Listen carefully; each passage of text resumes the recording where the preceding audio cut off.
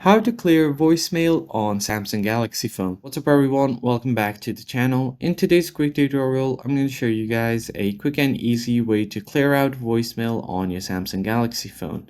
But before we get started, don't forget to hit the like button down below and subscribe to the channel. Now let us jump right in. So if you are having a lot of voicemail stored on your device and don't know how to clear it, just follow these simple steps.